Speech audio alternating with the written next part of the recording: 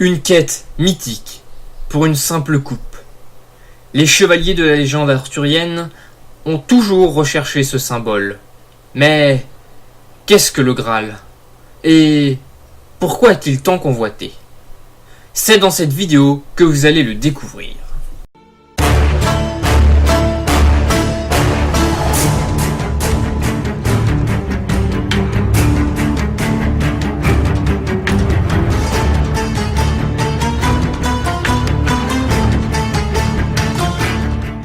C'est du Moyen-Âge, à la fin du XIIe siècle, que nous vient la première citation du Graal.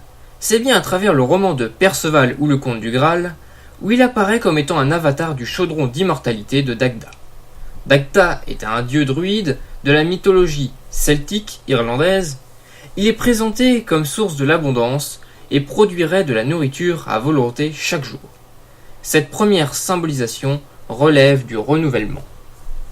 Le Graal désignerait un plat large et peu profond, un récipient creux au large bord.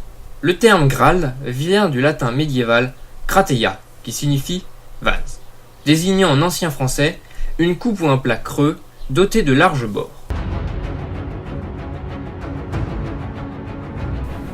Michel Roquebert pense que les développements autour du Graal auraient un lien avec les croisades contre les cathares dans le Languedoc, et serait une machine de guerre idéologique.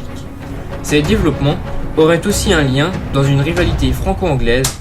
La dynastie des Plantagenets veut faire concurrence à l'ancienneté de Charlemagne et au mythe fondateur des Capétiens.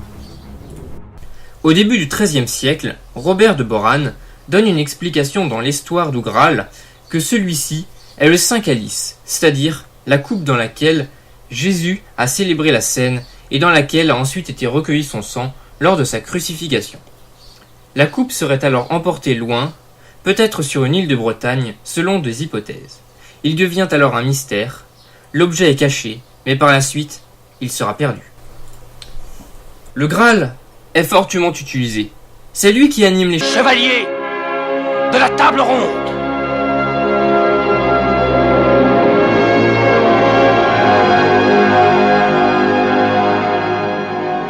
Les chevaliers de la table ronde constituent un ordre mythique et même légendaire au service du roi Arthur, que ce dernier a chargé de mener la quête du Graal. La quête des chevaliers de la table ronde est de retrouver le Saint Graal. Selon des récits, Galad, le fils de Lancelot, aurait retrouvé le Graal. Ce retour à la table ronde marque alors la fin des temps aventureux et de la légendaire quête. Les chevaliers de la grande table devaient fidélité à leur roi et au Graal. Dans des écritures modernes, la Bretagne aurait été corrompue par divers pouvoirs maléfiques et la quête revint autant à défaire, un par un, les malices auxquelles sont soumis les sujets de Bretagne qu'à trouver le Graal. Une fois le Graal emporté en Palestine, les enchantements et maléfices disparaissent.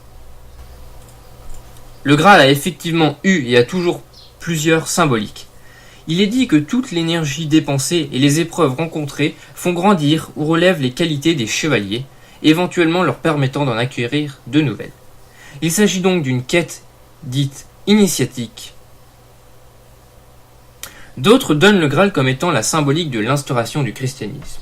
Mais l'une des meilleures symboliques serait celle que le Graal est un objet sacré, au pouvoir puissant, où seul un être pur pourra le trouver et en prendre possession. C'est donc que le Graal est un objet qui suscite beaucoup d'attention dans les récits et dans les mémoires de l'époque médiévale. De nos jours encore, cet objet légendaire occupe une place importante. Mais selon certaines métaphores, le Graal ne signifierait que très simplement la recherche de l'impossible. Alors, vous, pensez-vous que le Graal est trouvable? Peut-être est-ce vous qui allez le trouver?